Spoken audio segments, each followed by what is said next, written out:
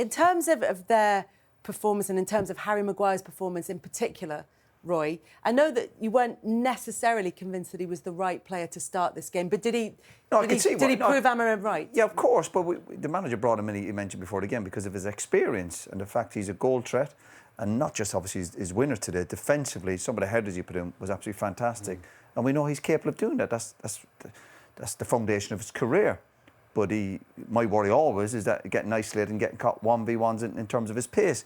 But he obviously got away with that today because he used the experience and he done well and he dug deep. And the win will give the players that belief about winning football matches. The key for this group of players is you got to keep winning. And also the good thing is for some of the new players who've come to the club, the attacking players, they haven't got the negativity of last season where it was really bad stats. They're coming to United and going, yeah, this is good. This vibe is good. They're winning a few matches now. They've got the back-to-back. They've won at Liverpool. Obviously, we know that it's not easy for Man United players. So we've got to take that belief now, as Harry just said, into the game next week. We'll go against Brighton. That's the key now. Enjoy a little bit of success tonight. No doubt the fans will have a few drinks, but make sure you've got a free week. No real distractions for United over the next few months now. Obviously, European football, etc. So stay focused, stay in the zone. But they do look like they've got goals in this team. That was a big problem last year. For all their problems, goalkeeper, defensively, they weren't a goal threat. But today, even though they've scored 2, they still look as if going, yeah, there's goals in this group of players. And some of the attacking players today look like, again, there's a bit of a swagger about them. And I like that. And it wasn't a cockiness. It was like, yeah, confidence, give me the ball, I'll deal with it. I'm playing at Anfield, like Canton and all these players used to go, yeah, give me the ball, I can deal with it. And they dealt with it. They've now got a build in it. But certainly good vibes. We see clips in the dressing rooms there. And success is good. It's great to be successful, even if it's a big game at Liverpool. But now carry it on. I'll repeat that to the players. You've got to keep going now and build and have a really good season. There's been a lot of positives the last week. There's been criticism. We spoke about the owner saying, oh, the manager's here for the next 2 or 3 years. And we say, well, results will dictate that. But if you can get performance and results like that today, then he will be here for 3 years. I was just thinking that, and it's quite unprecedented what he came out and said, and he almost got ridiculed for it to a certain extent. But maybe it changed that whole dressing room. The players that maybe aren't quite keen on Ruben Amorim, maybe his backroom staff, maybe he's going to be surplus, and they've shut everybody up. He's here, so let's get on with it now. And you can see maybe that creates a bit of togetherness. And like Roy says, they've signed a couple of gems. Sesko, the jury is still out a little bit, but in Cunha and Mbeumo, they've got players that look like they deserve to be in a Man United shirt. And there's been a few that don't look like, not only do they not want to be in a Man United shirt, they don't look like they can handle the pressure that comes with it. Cunha handles the ball, he wants it in tight situations, he looks a class act. And Mbeumo's a massive goal threat. So they do look, to a certain extent, a lot better team. Now, they still need a few pieces in that jigsaw puzzle, but there were so many positives today. We talk about tactics, Roy said it just after the game, goes out the window in these games. There's been so many times when you maybe don't play that well, but you dig in and you get a result, maybe good challenges, a little bit of luck along the way, and they rode their luck, but they still had the big moments. And no matter what gets said about Bruno Fernandes, and he does get a lot of stick, that ball for the winning goal is world class, and that's what he brings to this team. And well, you said it as well, that it was very important that the senior players were there to try and make things easier for not just the younger players, but the new players who've come in, and they combined for this. Like, I'd say 99 players out of 100 would have controlled that. Yeah. But for Bruno to do that and put it back into the right area, the pace is coming at him, not many players can do this. And then Maguire obviously always drifting on the back post, the cushion out, back across the goalkeeper. Fantastic. And again, you just feel United had another goal in them. Credit to Liverpool. Obviously, the fans were going to demand they get back into the game. But Harry, great header. You could see it all the way. Sometimes that can be a distraction for a player, but never in doubt. Again, big forehead on him, bang, back in the opposite. And I mean that in the nicest way. He does have a good habit of getting his head on things. He reads it well. He did it late on in Europe last season, and he almost did it here at Anfield last season against Liverpool, where he had the opportunity with pretty much the last kick of the game to earn 3 points for Manchester United this time. Yeah, but I don't think he got a great ball here, but still, you still get over it and listen. But the beauty with football, you get another chance. Listen, his emotions that day would have been, I should have done better. Oh, the reason to show this is to point out that he did do it this time. That he came back the next season and But what I like about Maguire, there's certain players, a lot of, particularly centre-halves, a lot of centre-halves go up, but they go up and there's like, they're kind of going up for the sake of it. But I always think people like Maguire and going back over to John Terry and these people, even Van Dijk recently, they go up with a purpose. They go up and go, I'm going to go up and do something here, and they can read the flight of the ball. They get into good positions. He looked at Bruno there and he's thinking, I know Bruno's going to put this into the right area. So when they go up, they're going, yeah, I believe I can cause havoc here, even if I'm not going to win the header, for obviously defensively and going forward. And that's a big plus to him. And the ball from Bruno, because what he does, Roy said it, he didn't take a touch. So what that does is doesn't give the Liverpool defence to set themselves. So they end up with, I think it's De Ligt, Maguire and somebody else at the back post with him. So, Dorgu, isn't it, at the back post? Because they haven't got time to react. Virgil van Dijk hasn't got time to get to that back post, so that leaves Konate all on his own. And look at this. It's just the beauty of it. What a ball. But if Bruno doesn't get that right, we're sitting there, all of us going, you've got to take a touch. That's what you'd be saying. But the top players will take risks. And Bruno going forward is absolutely fantastic. You can see the three of them at the back post. Any of them, but that's when you need Harry Maguire, in fairness. He's the best at heading the ball. And it was a world-class ball. It really was. Jamie, we saw the match stats earlier and said we tried to explain why they looked so positive in Liverpool's favour. And yet they came away on the wrong end of that scoreline. And it felt, watching the game, as though they didn't deserve to win necessarily the match. One of the things that's happened is that they've conceded 17 goals in their first 12 games in all competitions this season, compared to 5 in their opening 12 games in all competitions last season. Why do you think that's happening? Why are they defensively more frail? Well, 11, if you go to even talk about the Premier League, 11 this season in the Premier League, they only conceded 3 after 8 games last season. So it feels that there's a lot's going on. It's almost too easy to say there's maybe one thing. You can point to Konate's form in the season. I thought he was excellent today. You're bringing in a new left-back. Is that maybe making a bit of a disruption to Virgil van Dijk? And is he trying to, at times, cover Kerkez, who's finding it quite difficult at the moment? Right back, you've obviously lost... We all talk about how good Trent was going forward, but defensively, we always felt he didn't really make that much difference, and at times he could be a liability, but maybe he's shown he actually wasn't that bad in defence. So there's lots of different factors that you could look into this Liverpool performance, and certainly from defensively. Now, Virgil's analysis of that goal is an interesting one, because I feel that, he talks about when it goes up, yes, the referee could stop the game. Absolutely he could, and I don't think anybody would have complained, but does he see it? We don't know. So I prefer not to even say, to even over-elaborate on that one. But what I feel that you have to look at is the source of the problem. So Virgil goes for that one, wins it, obviously. Then he goes for the next ball, and then he knocks on Burmo to the floor, and obviously his player McAllister go down. Now Virgil van Dijk has got maybe a 2-yard start on Burmo, but he doesn't sprint back. If he sprints back, he stops that. He points at his mate Konate to come and help him out. Just watch Virgil van Dijk here as he goes in for this second challenge. I feel if Virgil goes and sprints back as quickly as he can, there's absolutely no doubt in a flat race he wins that. Brilliant by Diallo, absolutely, and really good by Burmo. Great finish. But Virgil can do much better from a defensive point of view. From an attacking point of view, Roy obviously will show it again. You can see from Man United's point of view. Brilliant, yeah. Good start, good run, great ball. And again, yeah, just sloppy from Liverpool. I think the keeper's got to do better as well. And the dream start for United, of course. But Liverpool did look edgy, and they do look like they're forcing things. They do look like it's balance, whatever, the chemistry's not quite there. And Van Dijk said rushed was the word. Yeah, possibly so. But when you're a centre-half and you're a big player, and last year was on about who's going to stay, and he signs the big contract, and then you're giving up loads of goals, then I'd be looking at him. I'd be looking, what are you doing? Particularly as a big leader of the team. And we're looking at moments, and I think a couple of years ago he spoke about Man United coming here and parking the bus and being critical of United.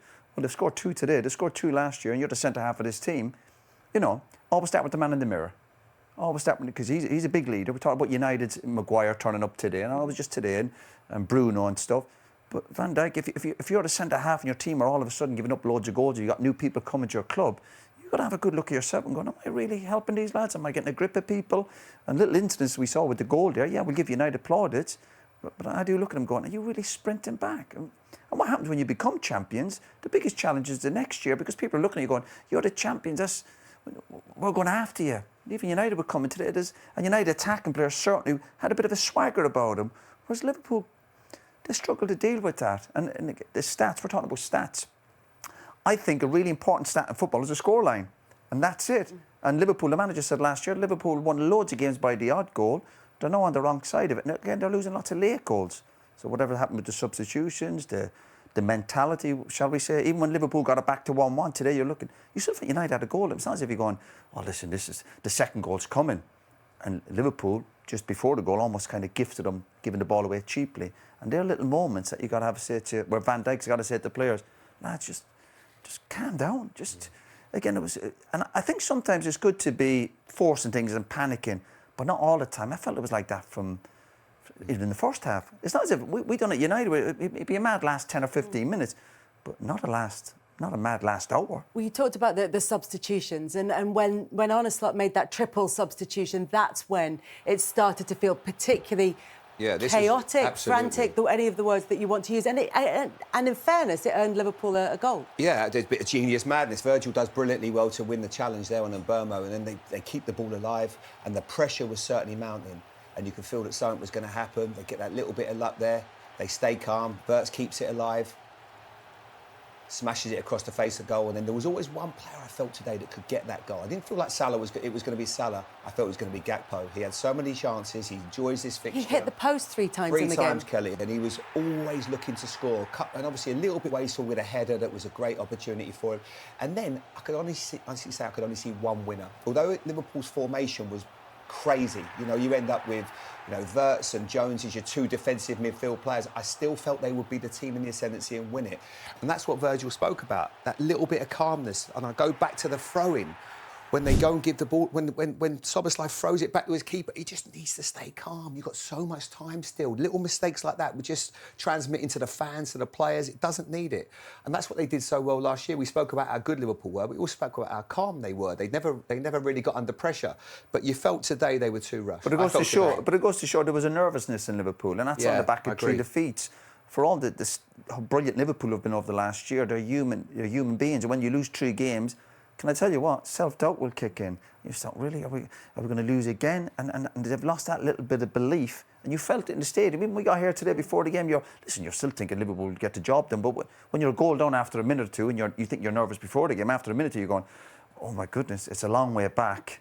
And they didn't quite do enough. For all their efforts and the chances, you felt United had a chance of getting a big result today. But even in terms of Manchester United's winner, in the build-up to it, there was evidence of what Van Dijk was talking about, that being rushed. It's Szoboszlai here, look, he's throwing it back to his keeper. It's just not on.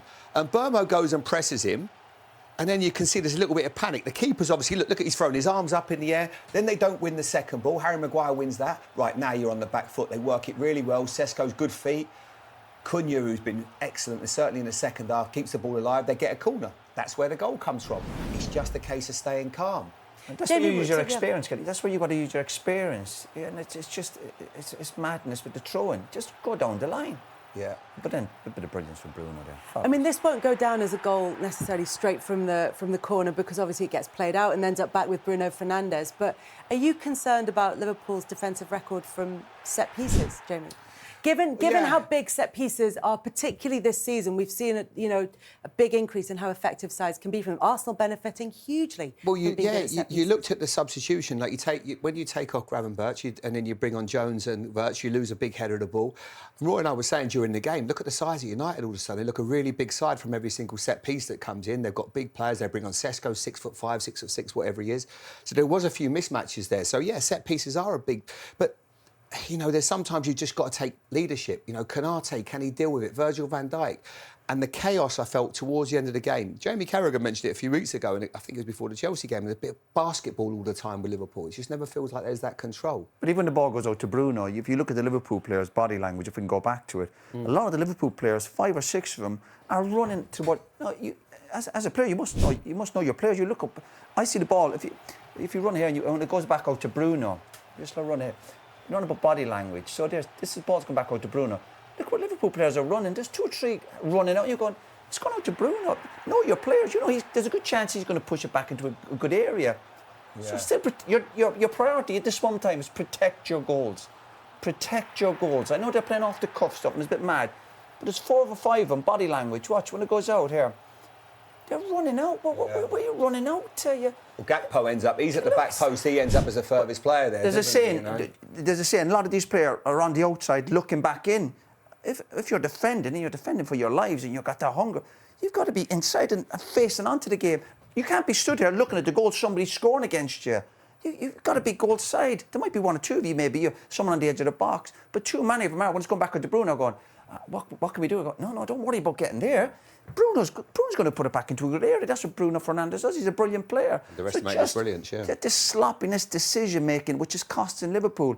The goal at Chelsea, Robertson, people not being aware, as if they're not aware of people around them in the box. You go, where do you think these players are going to be? Where do you think Harry Maguire is going to be hanging around? He nearly scored the winner last year. Don't worry, he's going to try and sniff out a chance. So it's almost like really naive defending from the Liverpool as a team, not from one or two players as a team. And that's where your senior players have to say, lads, when the ball's here, let's just sit in and let's defend our box. Then we can counter-attack. But they're almost trying to counter-attack when they haven't got the ball. So that's how Arne Slot saw the game. Jamie Carragher obviously was commentating for us. Jamie, I know you missed the beginning of that, but just to sum up, Arne Slot saying that he would have been happy if he knew how many chances Liverpool would create in the match. And actually, Cody Gakpo had a higher XG than Manchester United as a team in that game, hit the post 3 times, but that they have to finish them better, but also that defensively, of the chances they did give up, they conceded a couple of goals, including one from a set piece or from a corner that led to the goal. And then he said, we just can't afford to be doing that. Yeah, I think it was a really good interview, that, because when you lose a game of this magnitude, people get emotional. You know, even pundits, supporters. And it probably is a good time for the manager to be measured. 4 defeats in a row. He's explained the game really well. If Liverpool put the majority of the chances away, they'd probably win the game. But the way the Premier League is style-wise this season, for everybody, set pieces is a big part of the game. Everybody's taken long throws this season. Set pieces galore. We look at Arsenal, the success they've had as well. And Liverpool just can't seem to cope at the moment. So we keep talking about new signings and integrating them in terms of actually the football Liverpool are playing. But the new signings that Liverpool have brought in, has it affected them set piece-wise as well? The fullbacks are quite small. There's no sort of great, physical presence in there. Even if you play Havertz in midfield and McAllister as well, you've got to think set piece-wise as well. Is the team big enough? And maybe this is hurting Liverpool now, not just in terms of actually, playing the football and getting players on the ball, but it looks like they're not coping at all well with set pieces. They concede last minute at Crystal Palace from a long throw as well. Another corner at Crystal Palace as well. So yeah, they're struggling, I think, with the style of the whole Premier League right now. You mentioned the fact that it's a time for Arne Slot to be measured after 4 defeats in a row. But if you look at performances across the whole season, you were saying in the first game of the season against Bournemouth that there were worrying signs defensively for Liverpool from open play. Have they gone any way to fixing those? Do they still look as vulnerable in open play as you thought they were on that first day? Oh, yeah, it hasn't changed. And I think a few weeks ago, I looked about Liverpool maybe going back to having Szoboszlai in the midfield and maybe Wirtz coming out the team because he's more of an offensive number 10 than Szoboszlai. But Szoboszlai's played in that position in the last 2 games, away at Chelsea, here against Manchester United today. And Liverpool are still conceding goals and conceding big chances. You think of the chance Fernandes had in that first half as well. Manchester United should be 2-0 up in that situation. So there's, as we said before the game, I don't think it's one glaring problem. There's lots of things. New signings, not up to speed. But some of Liverpool's great players last season are playing nowhere near the level that they are and, just making sort of errors. And you talk about Konate. He was brilliant today. I thought Konate had a great game. But then Van Dijk's nowhere near himself. I mean, he has a really poor game as well. So it's not quite happening for Liverpool right now. And I think, I've just mentioned on the podcast, actually, I think of where's that available to download? All your usual podcast places. Exactly. But I think when the champions or a team, if you think of last season, on such a long run undefeated from the Nottingham Forest game, I think maybe to the Fulham game late in the season, almost feel invincible. And then this season, as soon as someone beats them, this run goes on of 4 games. I remember Manchester City last season had that run where you couldn't believe this was Manchester City. You feel a little bit like that with Liverpool. And I go back to a game I played in here 25 years ago or something, where the invincible team with Arsenal, the following season, once they'd lost 1 game, everyone thought, maybe you can beat them. And they actually went on to get a run of sort of losing 4 or 5 games. So it's just one of those things that the rut that they're in right now, and they just, as the manager said, they've got to get out of it quick. But it's probably, we're not going to see the best of Liverpool, I would say, till the second half of the season. But that's why I think a draw today, I know we praise them for gambling and winning, getting late goals. but on the back of 3 defeats, you're home to United and it's 1-1. Don't shy away from taking a point as well. I think just to stop the rot. I know 3 games for Liverpool is a lot, but there's a bit of arrogance in that, which is nothing wrong with that. When you're champions, you think there's a bit of a swagger, but also smell the game and go, there's danger here. That's why there's not no taking a point either. It's not the end of the world. Jamie, just picking up on what Roy was saying about Liverpool coming back this season, he was saying earlier about coming back as champions and finding it harder. They've always been title challengers. They've always had teams coming in here, maybe sitting back against them. But to Jamie's point, do you think that they can scent blood a bit more this season? They feel that it's possible to get something? Yeah, and I think a lot of clubs, a lot of teams will look at what Manchester United did today. They never once played out from the back from a goal kick. You see much lesser teams who aren't comfortable on the ball trying to do that, inviting pressure, losing the goal. I think they had a really good game plan. I think and they showed that against Liverpool today.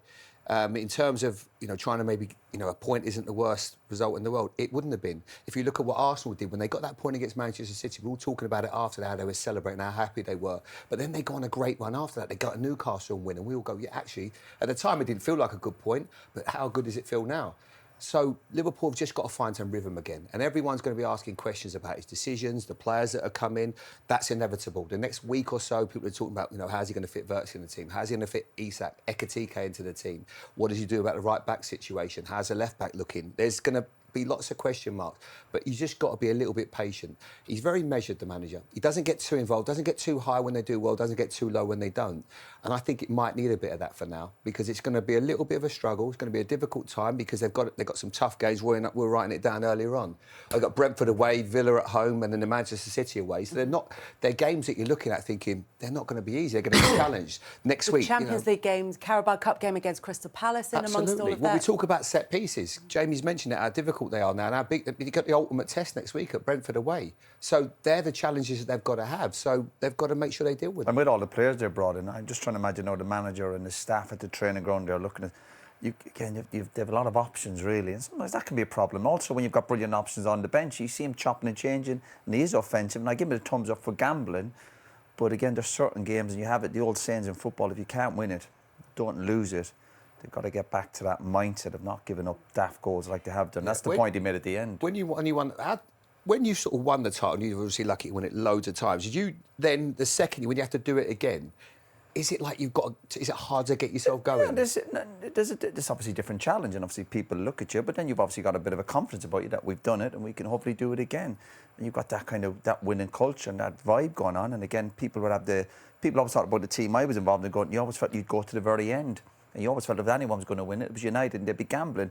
But there was plenty of games where we'd be trying to win again, but also we'd be looking going, everyone thinks we're going to go for it here, but we'll take a draw. There's certain games, I think you always have to smell it in the air.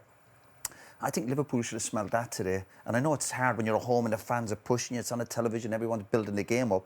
But when it's 1-1 and you've lost 3 in a row, there's nothing wrong with just bringing it back to basics. Go, listen, lads, we'd love to win it. We've got enough attacking players on the pitch.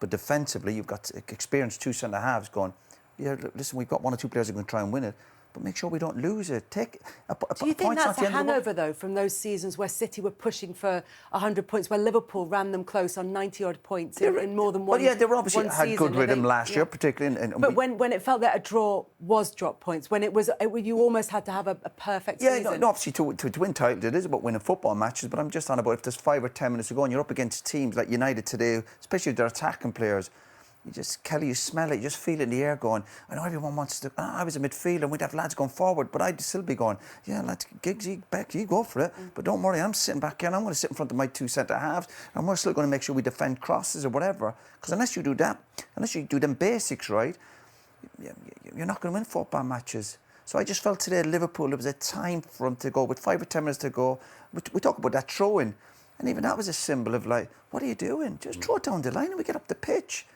Maybe a bit of arrogance and you can be too confident. And United are looking, going, I tell you what happens when you're thinking that, United will be sniffing it and going, I think there's a chance here that we can win this game. And United haven't won here for 10 years, so you're giving them belief. You have to take that belief away from them. And again, go in that dressing room afterwards and be annoyed with a draw. Go in and go, lads, we need to do better. But it's a draw. It's something. Instead of going and going, hey, we can't be giving up goals like that. We said about their body language when it comes back in from Bruno. Players, 4 or 5 of them are kind of looking to run up the pitch as if they're playing at home to a championship team. Southampton came out 2 or 3 weeks ago and they got a few chances. They had a little bit of joy. I know they won the game, but it's still Man United there, and they still have very good attacking players. And all of a sudden you go, it's going out to Bruno, and you're running out. But Bruno puts it in. Maguire's on the back post, just like some of the Palace players were on the back post, just like Chelsea were on the back post when they're breaking, going, we'll sniff a chance here. That's what you just said there. You probably looked at it a few times. You know, the goal and the team defending the corner. But I go back to my worry about Liverpool at the start of the season. It's not so much all the attacking players, but if the mindset of everyone is always, we're going to be attacking, we've got this attacking play, we're going to be on the ball, people are always thinking about what happens when they're on the ball, and almost the defending bit becomes a bit like, oh, do I have to do that? Do I have to track him back? Do I have to go and win a big header? I want to get on the ball, I want to play, we've got midfield players who all want to get on the ball. So I actually think sometimes Liverpool, now there's almost a mindset of not actually doing the dirty work. And you're talking about today, you know, getting that point, that was definitely more the case in the 2 away games at Chelsea, Crystal Palace. Crystal Palace battered Liverpool. They got a goal late on Liverpool. That's like, get out of there with your point. It's a tough place to go. Could have been 3-0 down at half-time. Great point. So away at Chelsea, got beat there last season. You got back to 1-1. You don't get beat. That's the thing that frustrates me in terms of the experience on the pitch and the players they have on the pitch. You've won, not just last season, but won numerous trophies over these last few years. Have they lost that pride in defending? We talk about teams that win titles. It's going, the foundations, obviously you need a top goalkeeper, be rock solid at the back. We look what Arsenal are doing now. But Liverpool looking as they're going, do we need to do that bit? Because we've got so many options. We've got brilliant attacking players. They're always a goal threat again. They could have scored 4 or 5 today, but they're getting caught out a little bit, almost become a bit more humble. And don't forget what you got that bit of success. And that was being maybe rock solid at the back. You're going to give it 1 or 2 chances.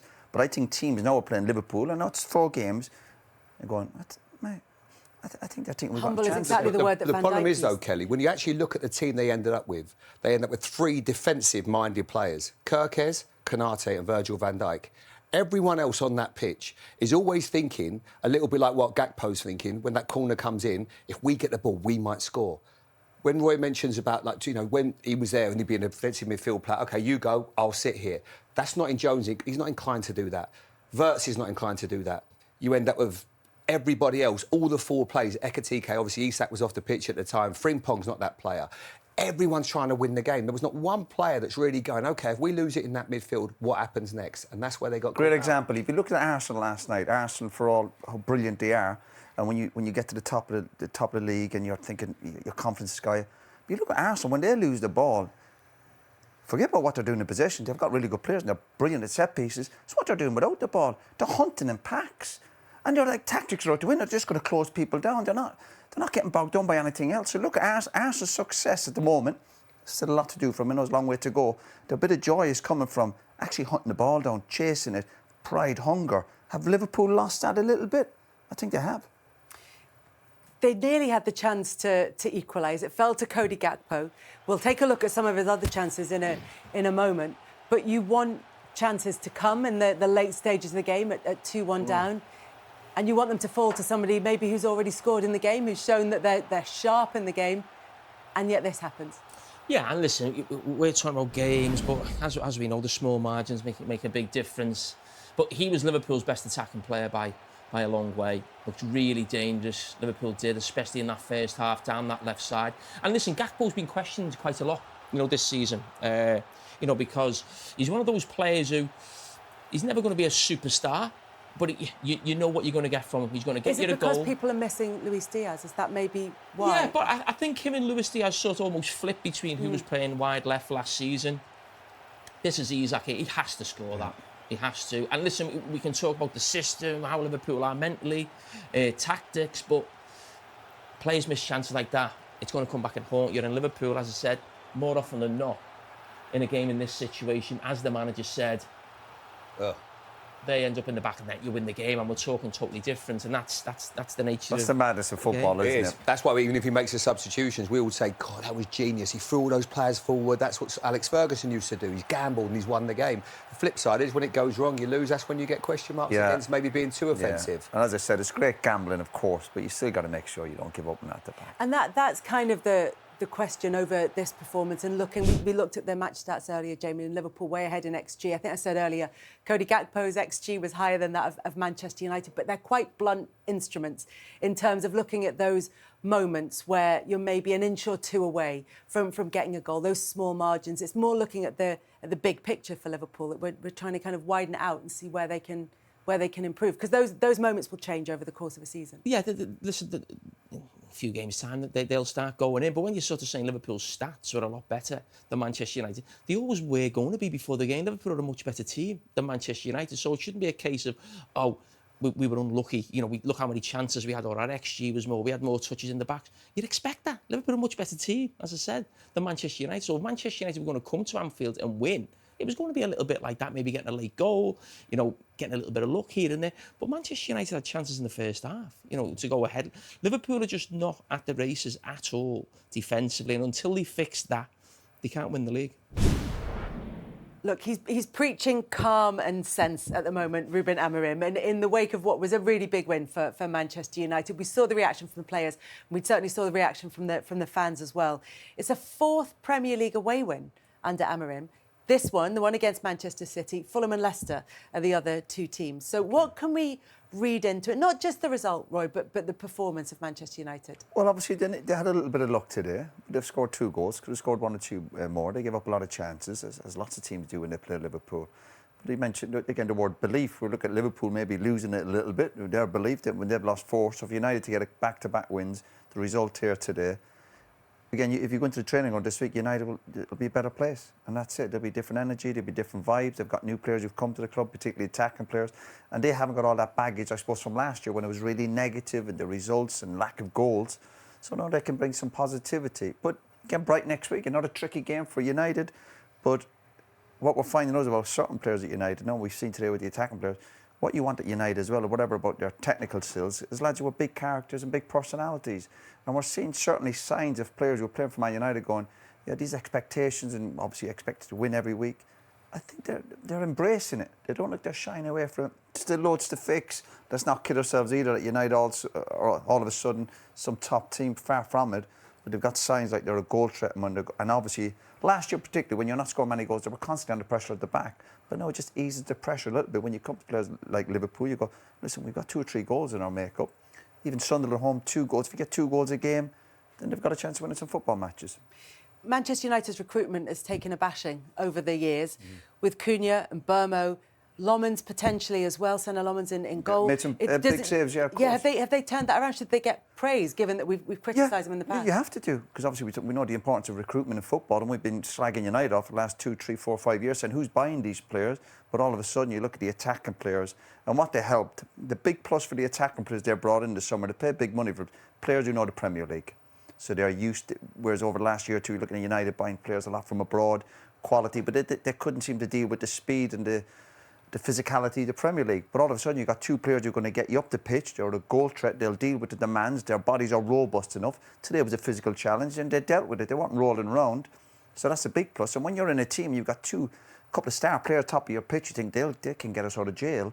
It gives everyone a big lift. So it's a relief to the defenders, your midfielders. So we've got some attacking players. We've all players with attacking players. Or even on a bad day, you go, hopefully they'll get us out of jail. And they kind of did that with United today, because United gave up a lot of chances. But if you feel every time the ball goes forward, someone's going to hold it up, somebody's going to go past somebody, or somebody's going to put the ball in the back of the net, that gives everyone a lift and a belief.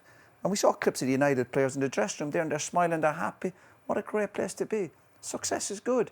Enjoy it, embrace it, but back it up next Saturday against Brighton, which would be another tricky game for United. What have you made of Mbeumo and Cunha since they've come in? Yeah, they look like top players, but they also look like they're good characters as well. We all know Mbeumo from obviously his time at Brentford. You sign players not just on the back of how talented they are, but what they bring to the dressing room, how they train every day, how they live their life. Cunha obviously has had their reputation, been sent off a couple of times, but I like a bit of devilment in a player. You know, you played with Eric Cantona. That's what he was like. You knew that you could get that genius, but sometimes you get a bit of madness that goes with it. He looks like he just looks right, and he looks complete in a Manchester United shirt. So good recruitment. As you say, the goalkeeper, you've got to celebrate that one as well.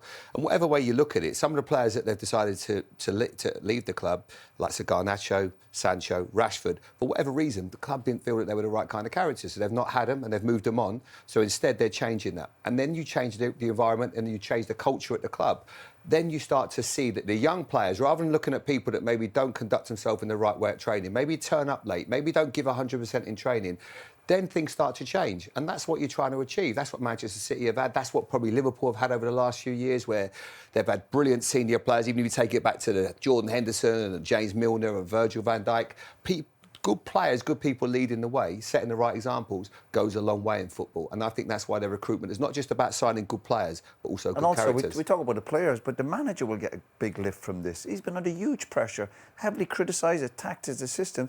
And not just the manager, his staff. They will go back. They'll get a bit of confidence from that. We can compete against Liverpool, but obviously we're going to do it week in, week out. So it's the lift for the staff, who've obviously been heavily criticised as well. Well, what do you make of the system and the tactical nous of Ruben Amorim? That has come in for a lot of criticism. Does today show that it can work? Well, no, it's still, listen, it's still a long way back for United. Again, they're giving up lots of chances. I'm not sure still about the balance at the back or whatever. But we talk about these big clubs. Man United is about top players and big characters, big personality, and they showed that today. And as I said, a couple of attackers they brought in, and the goalkeeper made some big saves today. That'll make a huge difference to him, absolutely. And they'll start looking at the table now, and all of a sudden you're looking, top 4, top 5. Have that belief and confidence that you can compete and start getting back to being a really decent team.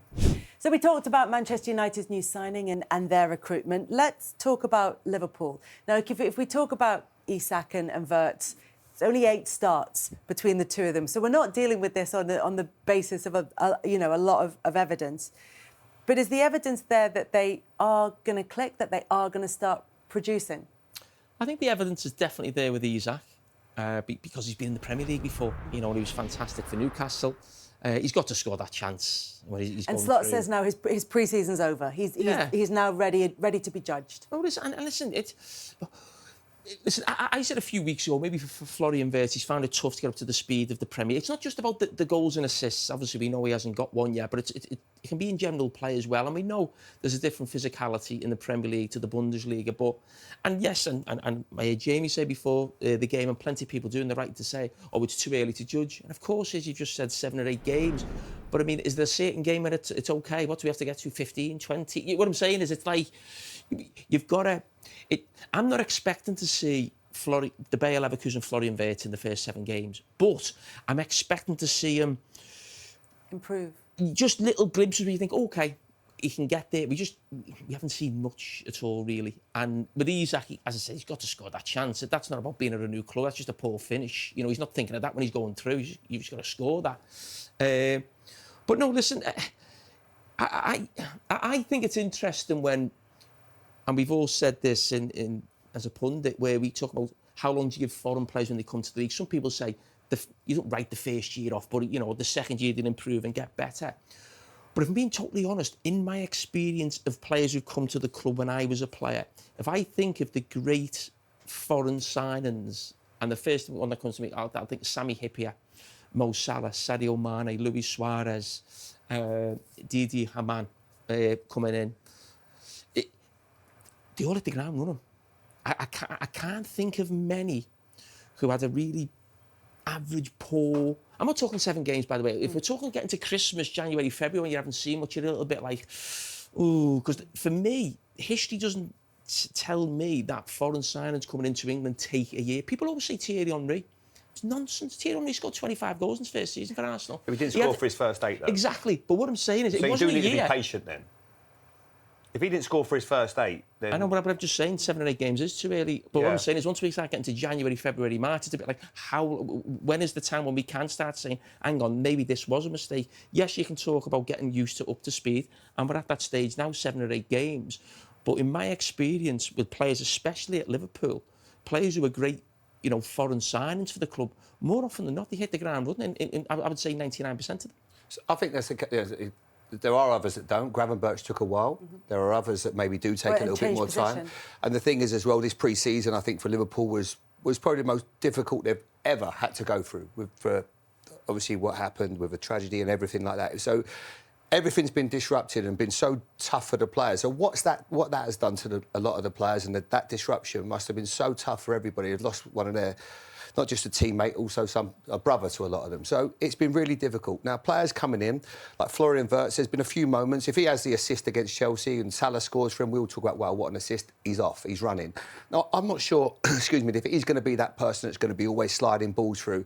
He might be at times like a little bit like, I would say, a Luka Modric. Now, Luka Modric, you judged him purely on his goals and assists. You maybe think he wouldn't be the player that we will talk about, but he would be the player that would make the pass and makes the pass. Now, that might be Florian Wirtz. Today, when he come on, he showed me a lot of qualities, and I thought, yeah, he was willing to get on the ball. It wasn't easy for him. I think we've got a real player there, but it's going to take time. The intensity of this league, especially for someone like him, it's so robust, and he might just be finding that a bit more difficult than what we all expected. He might have to go on a little bit of a strength and conditioning situation for a few months and get him even stronger. But I've got no doubt, because I've seen players like that in the Premier League and I've seen him in Germany, he will be a success here. But again, we have to be a little bit patient. Isak, I'm not worried about, as Jamie says. He's played in this league for the last few years. He's going to be comfortable, but there isn't added pressure when you play for Liverpool. It sort of brings me back to something you said before the game, Jamie, which is that when Mo Salah isn't playing well, Liverpool are maybe having to have someone else as their star player. However, is that an Isak? Is that a Florian Wirtz? Is it someone else? They're now looking for a different, pivotal player in that starting lineup. Who do you think that the future player that Liverpool build their team around is? Well, it has to be Isak and Wirtz, because they've spent the money on them, and their age profile compared to Mo Salah. And I do think, watching Mo Salah this season, and I absolutely love him. But if we know he's good, there's a tactical setup with Mo Salah in that he doesn't help Liverpool's right back. But that's I'm not criticising him for being lazy, not getting back. We lauded Arne Slot for allowing Salah that role last season, and he probably hasn't got the legs to get up and down like a conventional wide player. But if you're not getting nothing going the other way, you're obviously losing something that way, but you're not gaining it going the other way. And watching Mo Salah today, he never got found out sort of defensively because he doesn't track back today. But he was off with the ball. He lost the ball a lot through the game, and that can happen with him, even in his prime. But what I would say with Mo Salah right now is I think we're at the stage where I don't think Mo Salah should be like a Virgil van Dijk, where it's like first name on the team sheet. So Liverpool have got 2 away games, one of the Champions League in Frankfurt, and then they go to Brentford. I don't think Mo Salah should start both of those games. He should always be starting at Anfield, because Liverpool are going to be on top, be around the edge of the box, and more often than not, he scores in those situations today. But I do think with away games and helping your right full-back as well, I don't think Mo Salah should be starting every game right now, certainly away from home, with the form that he's in. Was he on the bench for the Galatasaray game in Europe? Yeah, and I think we'll see that a little bit more going forward. Because Will he be okay with that, Jamie? Will he be okay with that, or is he type to spit his dummy out? Or? Probably not. I wouldn't imagine we're not all great with being on the bench, but I think when you get to a certain age as well, I think we all have to understand that as well, and especially when you're not playing well. Where's your argument? It's different if you're banging in the goals and the manager makes a tactical decision and you're frustrated. I don't think Mo Salah's in any position, to complain if he was left out of one of the next 2 away games. But I do think always play him at home. But I think right now playing him away from home in every game, I think the manager should look at maybe something slightly different in terms of Frimpong. What do you think? Is it time to start managing his career? Yeah, a little bit. I mean, Jurgen Klopp did it a couple of times. He didn't like it when he took him off. I remember at West Ham one day, and there was a few words crossed between the two of them. So it has happened even a few years ago. So it's not anything new. I mean, do I look at him and think that he's a different player right now? I think last year he was so good early in the season, but there seemed to be a drop-off. His form, his confidence is low. He's not looking the same player right now. But when you talk about like world-class players, and I know he's obviously playing a totally different league, but you still have to bring him up. He's Ronaldo and the age he's still at. Now, these are great players and he's so fit. I still think he's got a lot more to offer. He's just having a bit of a bad time, and it's like everybody else in this team. So it's very easy to look at all the different players. There's not one player that I would say, they're at the level they were last year at the moment. And that's what's making it really difficult, not just for the manager, but also for the team. There's lots of dynamics going on with the attacking players and who aren't on great form and new players settle in. But that's where you go back to basics and start going, at least be harder to beat. Let's attack and defend as a team. Just looks a bit disjointed.